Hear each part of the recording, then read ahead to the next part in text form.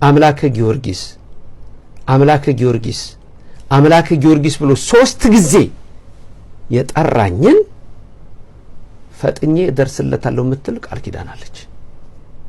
በመከራ ሰዓት ሊሆን ይችላል፣ በጭንቀት ሰዓት ሊሆን ይችላል፣ የሆነ የምትፈልጉት ሰዓት አንነገር የምትፈልጉበት ጊዜ ሆነ ምን ይሄ ከብዳል። አሁን በቃ አምላከ ጊዮርጊስ ስማአነ አምላከ ጊዮርጊስ ስማአኒ አምላከ ጊዮርጊስ ስማኝ አምላከ ጊዮርጊስ ተራዳአነ አምላከ ጊዮርጊስ ተራዳአኒ አምላከ ጊዮርጊስ ተራዳን አምላከ ጊዮርጊስ ተራዳኝ ተመልከቱ። አምላከ ጊዮርጊስ ተሳሃለነ አምላከ ጊዮርጊስ ተሳሃለኒ አምላከ ጊዮርጊስ ይቅር በለኝ አምላከ ጊዮርጊስ ይቅር በለኝ ይቅር በለን ብንል ይሄ ምን ይከብዳል?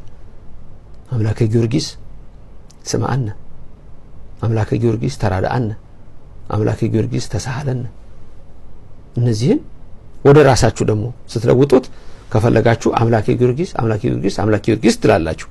ያን ደግሞ እንተካ ብትሉ ሌላ ቃል ትተካላችሁ። ለምሳሌ ለግል ለራሳችሁ ታርጉት አምላከ ጊዮርጊስ ተሳሃለኒ አሁን አምላከ ጊዮርጊስ ይቅር በለኝ ማለት ነው። አምላከ ጊዮርጊስ ተሳሃለኒ አምላከ ጊዮርጊስ ተራዳአኒ የጊዮርጊስ አምላክ ወይ ተራዳኝ ተራዳአኒ ተመልከቱ። ስማአኒ ተራዳአኒ እንደገና ደግሞ ይቅር በለኝ ይቅር በለኝ አምላከ ጊዮርጊስ ስማአኒ አምላከ ጊዮርጊስ ተራዳአኒ አምላከ ጊዮርጊስ ተሳሃለኒ። ይሄ በቃ ኢየሱስ ክርስቶስ ኃያሉ አምላካችን ለጊዮርጊስ የነገረው ነው።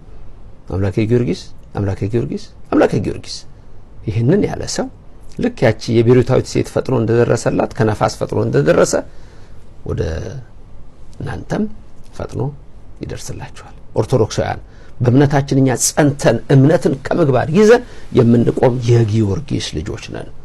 የሰማዕቱ በረከት ይደርብን። ስለዚህ ቅዱስ ጊዮርጊስ በመዝሙር 88 ቁጥር 3 ላይ እንደተጻፈው ቃል ኪዳን ከተሰጣቸው ቅዱሳን መካከል ሰማዕታት መካከል ያውም ሊቀ ሰማዕታት ቅዱስ ጊዮርጊስ ነው። የማይጠፋ ስምን እሰጣቸዋለሁ ነው የተባለው።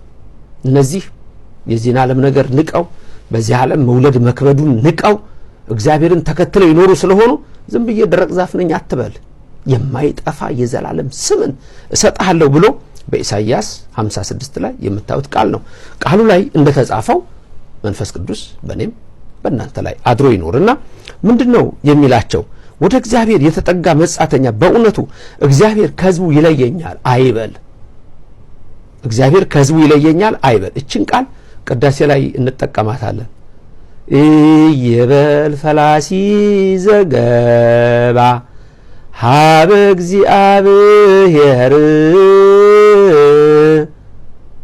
የምትቃል ቃል ላይ ቅዳሴ ላይ ካስታውሳል እይፈልጠን ከሕዝቡ ይለየኛል አይበል የምትላይ ወደዚህ የገባ መጻተኛ ፈላሲ ወደዚህ ሲመጣ ከሕዝቡ ይለየኛል አይበል ይላል። እቺ ቃል ኢሳይያስ ላይ እግዚአብሔር የተናገራት ናት። ቃሉ እግዚአብሔር ነው። አሁንም እግዚአብሔር ልቦናችሁን ብሩህ አድርጎ ቃሉም በልቦናችሁ ያኑርላችሁ።